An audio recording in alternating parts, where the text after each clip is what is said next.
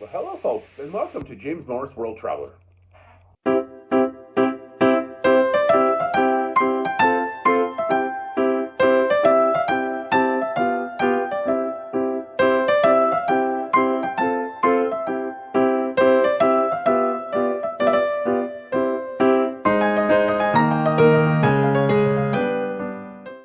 Now, in this video, I'm going to be reviewing my stay at Wombats Hostel in London, England.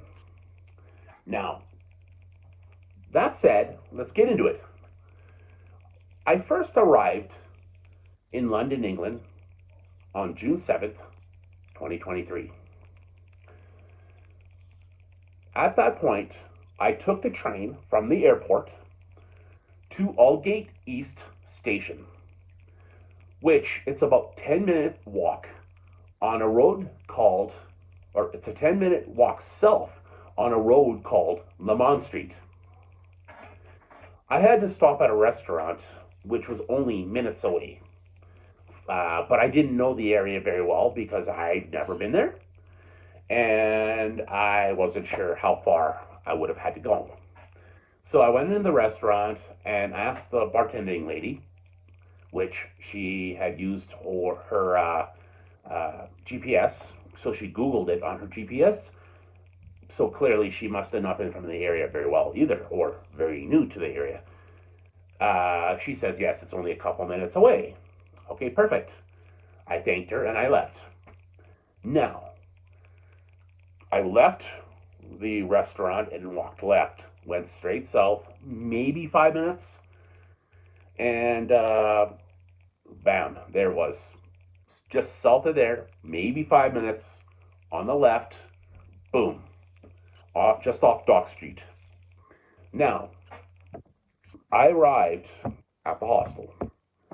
But even before I talk about what happened with check-in, what happened was months earlier, I had to pre-book the hostel, right? It cost me, on sale, thankfully, $65 Canadian. Was normally, I think, between $70 and $75 Canadian, but because it was on sale, I got a better deal. Thank you for the sale. So, I paid the deposit on my credit card, and about a week later or so, not even, I got a full charge for the rest of that after the deposit. So, that said, when I arrived in destination and went to the hostel, I showed them my paperwork and I gave my passport. That's what they always ask for. So, they're looking up my information and they're like, hey, you don't have a reservation. Which I do get reservations from the company after they book you for the full price. They sent me a reservation, which I always print off. But you don't really need it, but it's helpful. They did find my reservation, but it turns out they put my wrong name in there, or they put my wrong information in there. They typed my name in wrong. So they found my reservation after correcting that information, and boom, there I am. So they checked me in. When they checked me in, they gave me a key card that you scan on those little bar things that scan you to open doors, to get upstairs, into your room, whatever, right? They also give you a little circular card, a tag or something, that you put on a hook in your bedroom, just above on the frame of the bed. So, the room. I went into the room, which was an 8-bed mixed dorm room.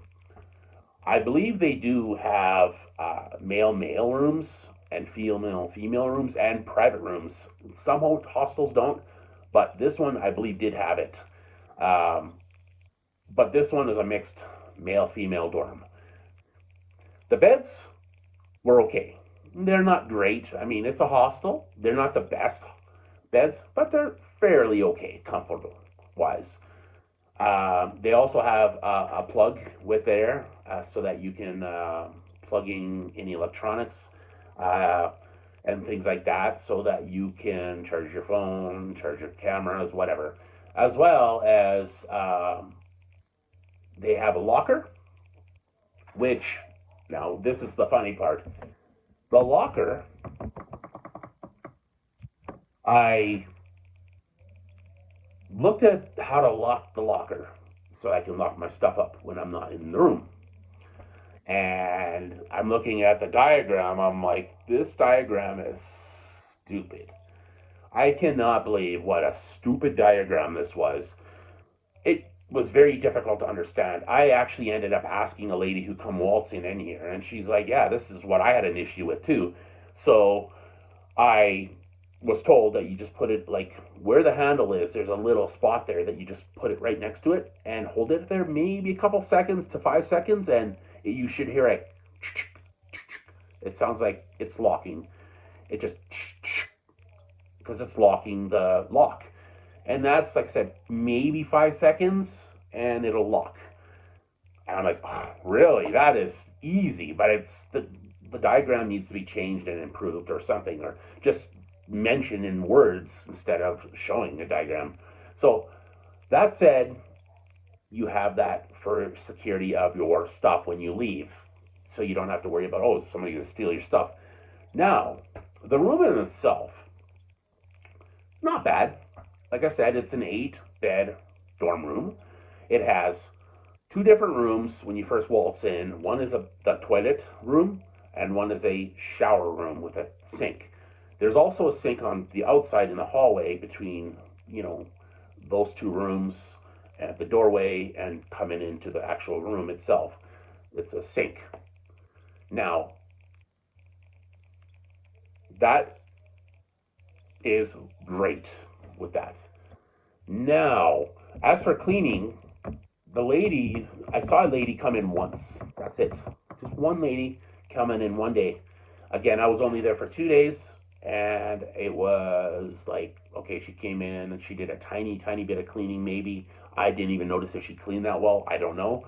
It didn't look that bad, after that anyway, but even before that, it seemed okay. So I only saw her once for a few minutes, and then she's gone. So that said, safety features that I've noticed was that little key card you get is to scan onto those little bar things that you touch, and it goes and lets your door open. You touch it to your door to get into your room specifically. In the lobby and even in the basement to go for breakfast, you touch it on that little bar, it opens up the door. Coming out of the stairwell, and there's also one more thing I'll say, because I will be saying this momentarily, there's an elevator, or they call it a lift. It's very tiny, but there's a lift on the left side when you come in. There's a stairwell on the right, so you have options to go up to the next floors up. Down in the basement, you also scan the card, like I said, to go for breakfast. So for breakfast, oh, sorry, one more thing. My apologies there. When you go out of the resort, okay, I'm thinking my trips to Cuba or something. Silly me. When you leave the property, usually in the late evening, they do close the door, so you have to scan your card for safety as well. Usually it's open during the day for that part, the main door to the outside of the building, but in the evenings it's usually there and ready to open. So safety features, right? There is some areas to sit around and things like that, and that's cool. So there's areas you can chill on the main floor. Now the breakfast, it cost me £7.40 pounds. A little expensive in my opinion. I really didn't like that price. It's really annoying when it's that expensive. As for the breakfast in itself, wasn't terrible. They had a variety of things, including cereal, yogurts, canned fruit, which is all into a container to hold. Um, Fresh fruits, meat, cheese, bread, juices, and coffee. So they have a nice mix of things for you to eat. So you're not going to starve, that's for sure. Um, in the local area, you're nearby major attractions and such. Minutes away, like 5 to 10 minute walk to catch the hop on hop off bus if you take a hop on hop off bus. So you have that option. There is the Jack the Ripper Museum literally a block north and around the corner from there. So yeah, you got like lots of options for safety, food, and all that. So you're very lucky in this area to have a lot of options. So overall, I really enjoyed this hostel. I will come back here in the future if I ever do come back, which I'm actually planning on coming back in the future to enjoy London's um, charm. So overall, awesome hostel. Again, one thing I will mention though is I wish that they would include the breakfast within, or even a discount if you purchase it early on your credit card. If you purchase it, because they do also give you one thing that I did not mention is you get a pre-screening to check in as well. So that is there as well. So anyway, at the end of the day, again, I will come back in the future. I love this place overall. And yeah, thank you very much, and we will see you in the next video.